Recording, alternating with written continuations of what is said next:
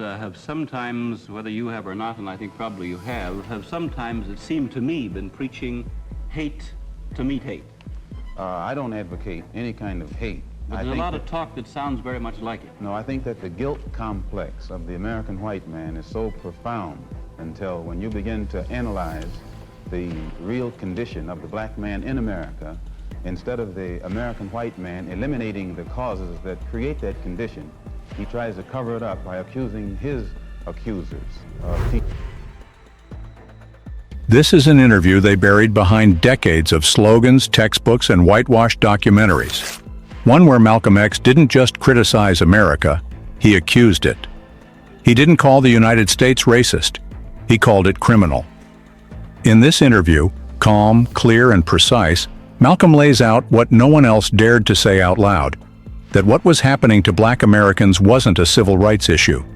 It was a human rights crime. But to what extent did he go that made them delete the interview? Let's get into it. We believe that our problem is one not a violation of civil rights, but a violation of human rights.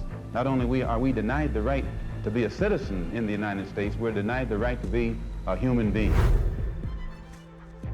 To understand what Malcolm X exposed in this interview, you have to drop everything you've been taught about how America works.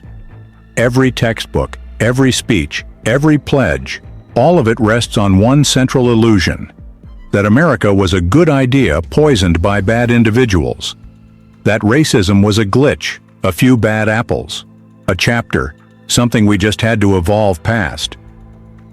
But that's not what Malcolm saw. What he describes, calmly without raising his voice, is something far more damning, that the entire system was built from the beginning to reduce black people into a permanent underclass, not by accident, not by oversight, but by deliberate strategic design.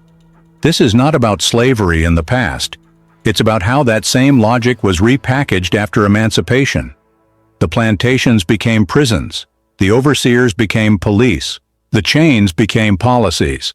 From housing and education to voting and employment, every institution was structured to limit movement, limit growth, and limit visibility.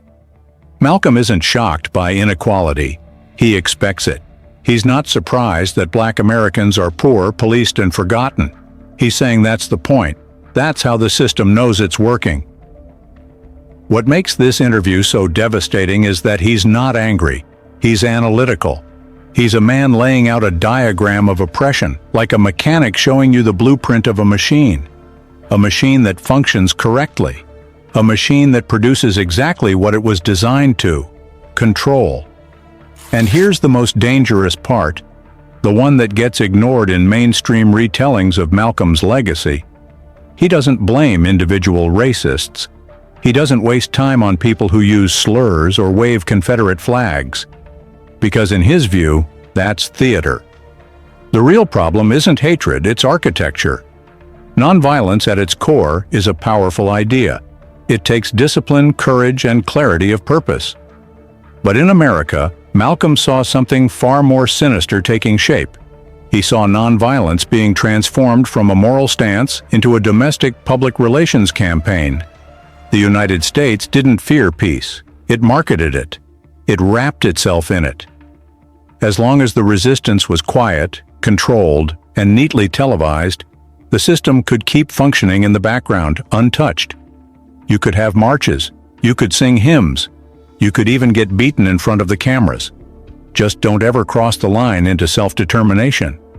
This is what Malcolm understood better than anyone, that peace, when stripped of power, becomes performance.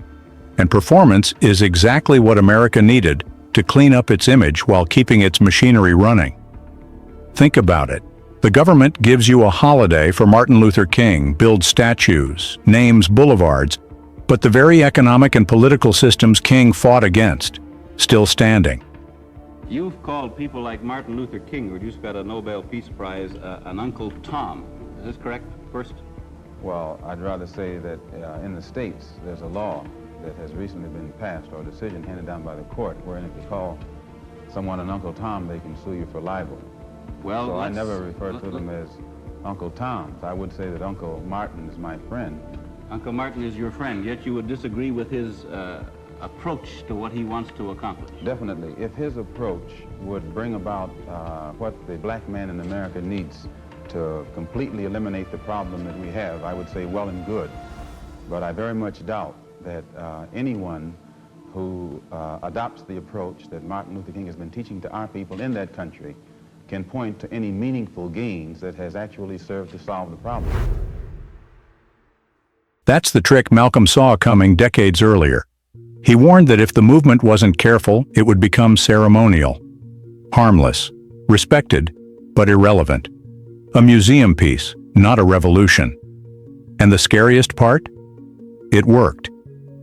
By elevating peaceful protest as the correct way to resist, the system rewrote the rules of legitimacy. Now, if you shouted too loudly, you were aggressive. If you defended yourself, you were dangerous. If you rejected moderation, you were an insurgent. Nonviolence became a velvet leash. Malcolm's problem wasn't with peaceful people. His problem was with a power structure that only respected black voices when they posed no threat to white comfort. You could be heard, but only if you were soft. You could be seen, but only if you smiled. You could demand dignity, but only if you asked nicely. This is how America contained the movement without ever saying it was against it. They handed out awards. They televised marches. They met with protest with polite nods and legislative breadcrumbs. But the deeper systems, land theft, generational poverty, state violence, stolen labor, political exclusion, those remained untouched. Why? Because they weren't interested in change. They were invested in optics. And nothing served optics better than a black leader who condemned violence, even if violence was being used against his people. Because the world could look at America and say, see, they're evolving. Meanwhile, the numbers never changed. The jails stayed full, the schools stayed unequal, the banks stayed closed, and the police stayed brutal. That's what Malcolm meant when he dismissed symbolic peace. It wasn't about healing, it was about hiding. And let's be honest, it's still happening. Peaceful protests are praised as long as they're passive. But let a community speak without asking for permission? Let people refuse to turn the other cheek? Suddenly, they're out of control. Militant. Insurgents. That's the legacy of this tactic, a system that commits violence, then criminalizes any resistance that isn't performative. To solve the problem. Black Muslims have sometimes, whether you have or not, and I think probably you have sometimes, it seemed to me, been preaching hate to meet hate. I don't advocate any kind of hate. But there's a lot of talk that sounds very much like it. No, I think that the guilt complex of the American white man is so profound until when you begin to analyze the real condition of the black man in America, instead of the American white man eliminating the causes that create that condition, he tries to cover it up by accusing his accusers of teaching hate. But actually, they're just exposing him for being responsible for what exists. Well, that's something of an argument, but I've heard speeches made by some of the people of your group. I think I've heard you make speeches. It seemed to me that you were advocating, well, I would have to describe, I think, as violence to meet the serious injuries that have been done your people, with which I totally agree. I don't call that violence. I don't in any way encourage black people to go out and initiate acts of aggression indiscriminately against whites. But I do believe that the black man in the United States and any human being, anywhere, is well within his right to do whatever is necessary by any means necessary to protect his life and property, especially in a country where the federal government itself has proven that it is either unable or unwilling to protect the lives and property. Once you understand that America doesn't just manage oppression but packages it, you begin to see why it couldn't allow Malcolm X's next message to spread unchecked. Because Malcolm didn't just critique America's use of peace as propaganda, he directly challenged its monopoly on power. In America, resistance is only noble when it's powerless. But the moment that resistance refuses to die quietly, the moment it stops playing martyr, it becomes a threat. And Malcolm X understood that better than anyone. He didn't tell people to start riots. He didn't ask them to go hunting for vengeance. What he said was far more basic and far more radical. You do not have to let yourself be killed. This was not a call to arms. It was a call to dignity. Because in a society where black people were expected to absorb abuse from police, from policy, from daily humiliations, even the suggestion of equal retaliation was treated like treason. That's why the media didn't report what Malcolm said. They reported how they felt about it. They didn't show the logic. They showed fear. And in doing so, they made self-defense look like aggression and turned survival into something dangerous. But Malcolm was drawing a line, a human one that exists across all cultures, all histories. The right to protect your life, your family, your property. America didn't deny that right to white people. It glorified it. From the Revolutionary War to the Second Amendment, American identity was built around self-defense. Farmers with muskets were heroes. Colonists who fought back were patriots. But when Malcolm said black people had the same rights, suddenly the rules changed. Why? Because the system had never prepared for the possibility that the people it dehumanized would refuse to stay in the box. Malcolm understood that you cannot teach a man he is fully human and then ask him to behave like a slave when danger arrives. You cannot preach equality and then recoil in horror when a black father decides his child's life is worth defending. The truth was simple. The lie was deliberate. Malcolm X didn't believe in violence. He believed in human worth, and he believed that worth deserved protection, even if the state refused to provide it. Especially when the state refused to provide it. Because when the law fails to protect you and the courts refuse to hear you and the police treat you like a suspect for breathing, what are you supposed to do? Pray? March? Wait? You protect yourself, not out of hatred, but out of responsibility. And that is why Malcolm became the enemy, not because he encouraged chaos, but because he encouraged clarity, because he shattered the illusion that peace is the highest virtue for the oppressed. For him, the highest virtue was survival. In this interview, his tone doesn't spike. He isn't shouting, he's stating the obvious, that the expectation of submission is itself an act of violence, that the denial of self-defense is a deeper kind of control, one that forces you to internalize your inferiority. He didn't teach black people to hate white people. He taught them to stop hating themselves long enough to protect what was theirs. That's not radical. That's normal. But in a society built on imbalance, normal becomes revolutionary when placed in black hands. And that's why this idea, simple, rational, and universal, had to be erased. Because it threatened the deepest lie of all, that safety belongs to some and silence to the rest. Here's a quick reminder, please like, share, and subscribe to Black Culture Unlocked for powerful black news, real stories of our heroes and leaders, and the rich culture and history the world tried to forget. By now you have followed Malcolm X through a path that exposes the structure of American injustice, its global containment strategy, its exploitation of nonviolence, and its manufactured panic around black self-defense. But in all of this, one critical shift remains to be explored: how Malcolm himself was transformed into a symbol of fear, not by what he did, but by what he represented. Because Malcolm didn't just speak, he refused to flinch, and that scared America more than any riot ever could. See, the system wasn't designed to eliminate every rebel. It was designed to absorb most of them and neutralize the rest through fear. Make them doubt, make them hesitate, offer them partial rewards if they fall in line, threaten them with poverty, exclusion, assassination of character, or worse. But Malcolm X was immune to that psychological campaign. That's what made him dangerous. He didn't wait for permission. He didn't water down his language to make white liberals more comfortable. He didn't ask how his message would play on television, and perhaps most fatally, he didn't fear what would happen to him if he told the truth. He was, in every way, post-illusion. And for the American system, that's an uncontainable threat. So what did they do?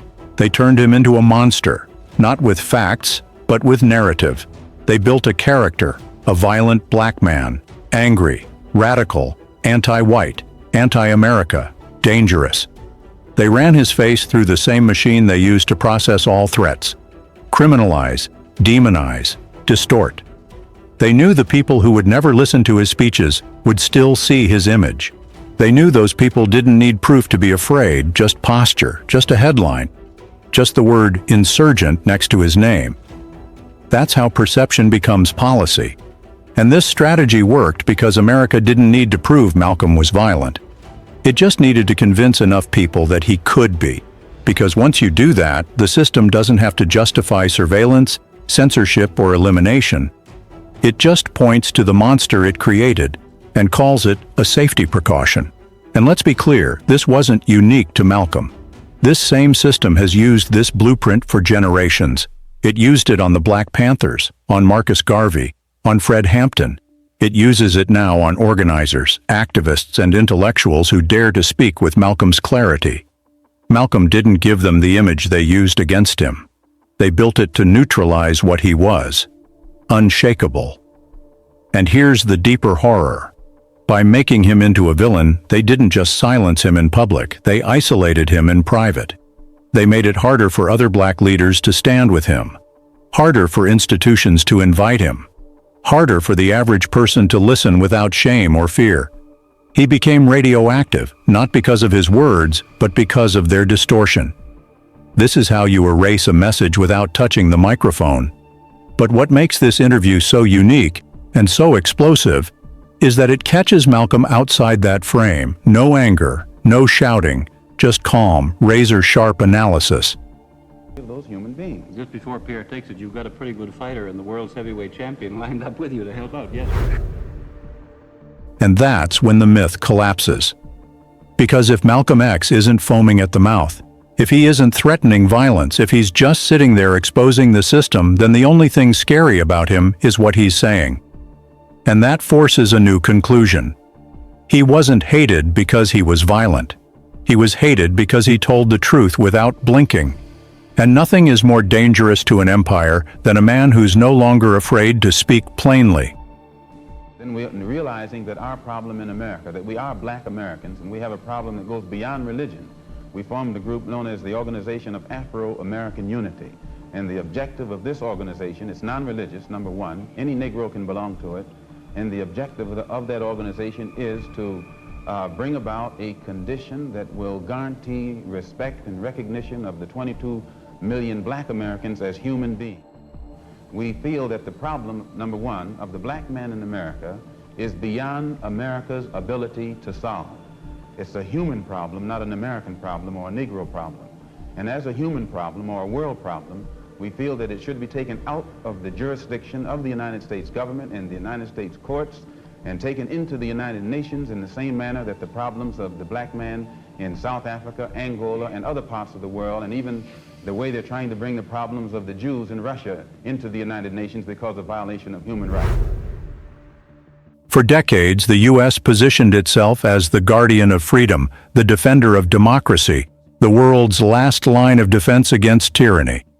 It pointed fingers at fascist regimes, communist dictatorships, and apartheid governments, lecturing them on justice, rights, and the rule of law. But what Malcolm X understood, and what he dared to say aloud, is that this entire image was a geopolitical con, a scam powered by military strength, media control, and the carefully orchestrated silencing of its internal contradictions. How could a nation preach liberation abroad while practicing dehumanization at home? How could it claim to be the shining city on a hill while black children were being locked in substandard schools, black men were hunted by police, black families were locked out of housing, and entire communities were segregated, surveilled, and starved?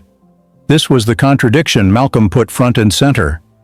He saw that America's greatest strength on the world stage wasn't its economy or its army. It was its image. That image had to be clean, heroic, and moral, and black suffering threatened to stain it permanently. So the strategy wasn't to fix the suffering, it was to hide it. This is why Malcolm's call to take the black American case to the United Nations was more than a clever tactic. It was an act of global sabotage, the kind of sabotage that could collapse an empire's reputation overnight. Because once the world understood that the U.S. was committing the same violations it accused others of, it would lose its moral leverage. its wars would be questioned, its treaties are doubted, its leadership is challenged, and the balance of global power would begin to shift. Malcolm understood the gravity of that move. He wasn't just making demands on behalf of Black Americans. He was pulling the curtain back on America's entire international persona. He was saying, this country doesn't get to be the world's referee when it can't follow its own rules. And here's the brilliance of his approach. He didn't do it with slogans or protests. He did it with logic, with legal language, with the same framework America used to condemn others. He forced the contradiction into the open. He said, if you support the Jews in Russia, why not the Black Americans in Alabama? If you condemn South Africa's racial caste system, what makes Mississippi any different? If you preach democracy, why do you assassinate your truth-tellers? These weren't rhetorical questions, they were indictments. And that's why this conversation, this calm and deadly interview, holds so much power even today. Because America still runs on that myth. It still wraps its wars, its markets, and its foreign policy in the language of human rights. But Malcolm showed us the foundation beneath that myth. And it wasn't justice. It was branding. It was the strategic erasure of Black pain in exchange for global prestige. And here's the most devastating part. The people he was trying to protect were being used as the evidence against themselves. Black Americans were trotted out as proof of progress whenever it suited the narrative, even while they were being crushed by the very state using their image. That's why Malcolm didn't want reform. He wanted exposure. Because once the world saw what was happening, it wouldn't be about race anymore. It would be about the law, about rights, about whether the global community was willing to hold its so-called leader to the same standards it demanded from others. He didn't want sympathy. He wanted a trial. And in this interview, he lays the groundwork for that trial. Not with fury, but with facts. Not with outrage, but with clarity. He saw that America's true fear wasn't rebellion. It was being seen. Of himself.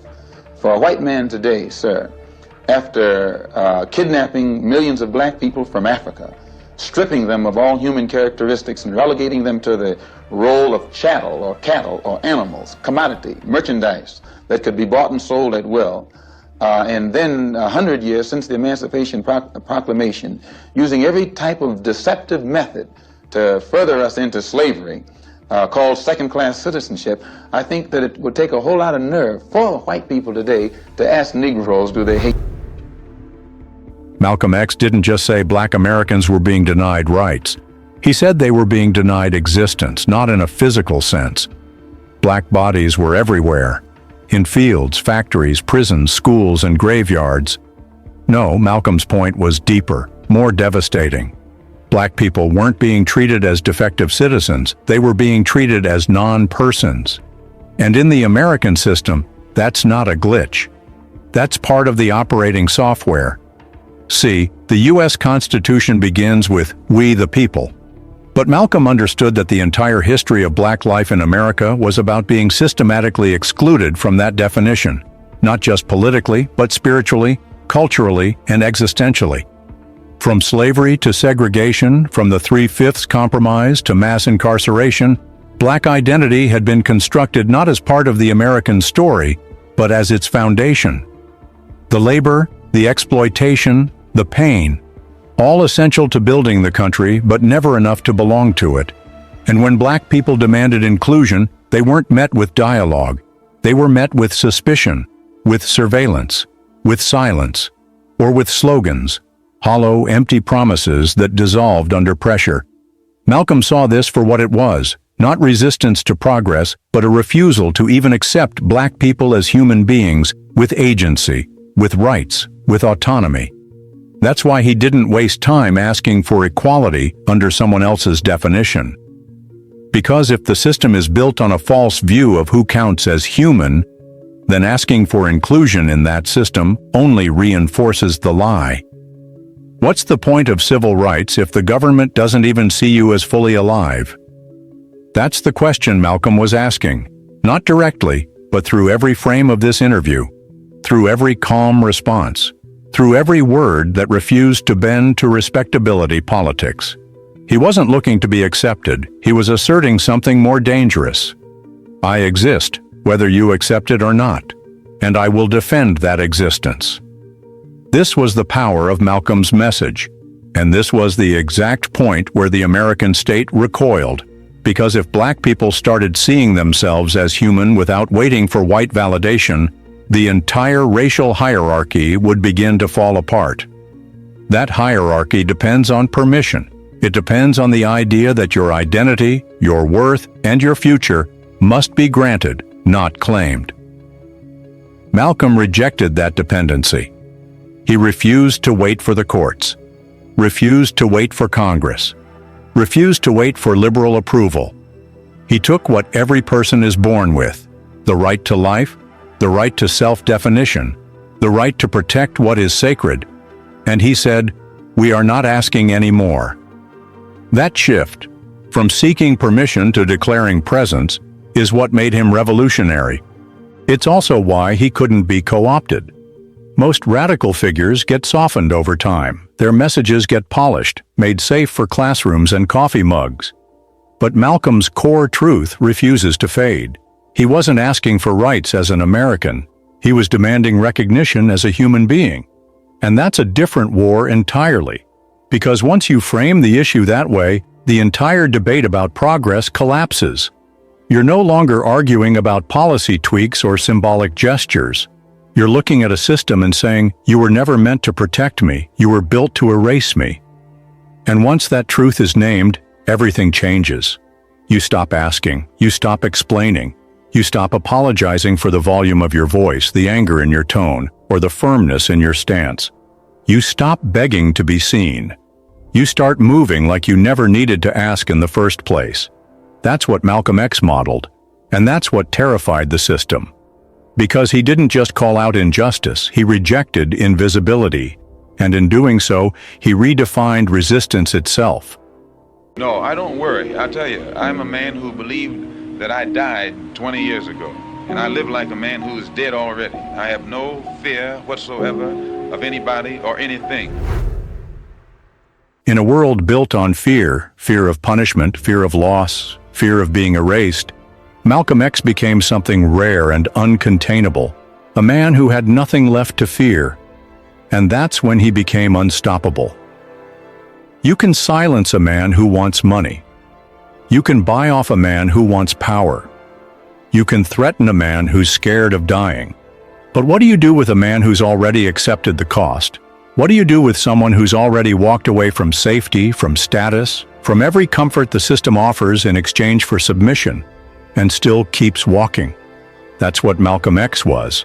Not fearless in the reckless sense, fearless in the precise sense.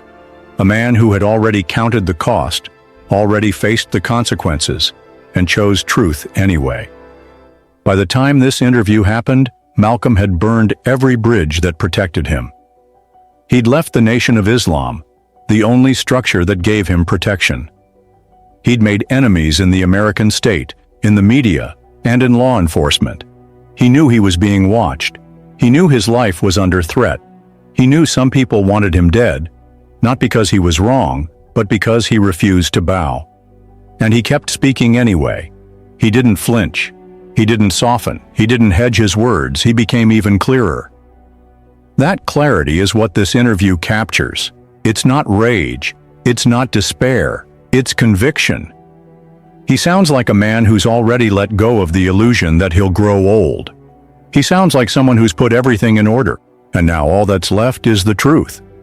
You hear it when he speaks about the United Nations, when he calls for global recognition of black humanity, when he declares that self-defense is not violence. He calmly dismantles America's moral branding in front of a national audience.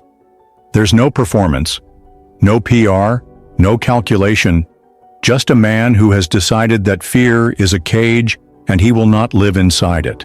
And that's what makes him terrifying to the system, because the entire American racial structure is built on fear, on intimidation, on making examples out of those who speak too boldly, on teaching people to look down before they speak up. Malcolm looked directly at the camera and never blinked. He was ready to call out everyone, from whites to black puppets. And more than that, I would say that just because a person is a Negro or a black American does not mean there's going to struggle for Negro rights or for jobs for Negroes or anything else. I think that today you could point to a large number of Negro leaders who have consistently betrayed Negroes in a whole host of areas. They aren't really Negro leaders. These are puppets that have been put in front of the Negro community by white liberals. These are parrots that have been put in front of the Negro community by white liberals. You can't name me a Negro leader who has been betrayed Negroes, who has not been endorsed, sanctioned, subsidized, and supported by the... That's why they killed him. Because if one man can speak like that and survive, others will follow. If one man can face death and still speak the truth, the lie begins to crack. And if black people stop fearing what will happen if they demand more, the entire balance of power shifts. Malcolm X was many things: a father, a speaker, a Muslim, a strategist, a target. But above all, he was free. Not because the world gave him freedom, but because he refused to trade his soul for survival. And that kind of freedom, the kind that makes you speak anyway, march anyway, show up anyway, is the most dangerous force there is. They didn't fear Malcolm because he was violent. They feared him because he was unafraid. So what Malcolm X revealed in this interview wasn't just critique, it was structure. Calmly, with complete clarity, he pulled back the curtain on a system that didn't malfunction, but functioned exactly as it was built, to contain, control, and deny. He refused to frame the struggle as a request for civil rights. He reframed it entirely as a case of human rights violations committed in plain sight. The United States, he argued, wasn't a broken democracy trying to do better. It was a global power maintaining its image while quietly erasing those it never intended to include. He didn't speak as a victim. He spoke as a witness, a strategist, a man no longer asking to be seen, but demanding that the world stop looking away. That demand wasn't answered in his lifetime, and decades later it still hasn't been. But the evidence remains, his voice remains. And this interview, buried, ignored, quiet, now stands as testimony. Not to what he hoped would change, but to what he knew had to be exposed. The world still hasn't delivered a verdict, but Malcolm made sure the case could never be closed. Do you think they have been able to silence him? If the system hasn't changed, why are we still calling it progress? Let us know in the comment section. How long can the world ignore a case that was never closed? Do you want to watch more videos like this one? If so, subscribe to our channel and press the bell icon next to it, because here, we tell the stories no one else will. From ancient African civilizations to modern black excellence, we reveal the truth, the power, and the legacy they tried to erase. Thanks for watching, and until the next video, stay tuned.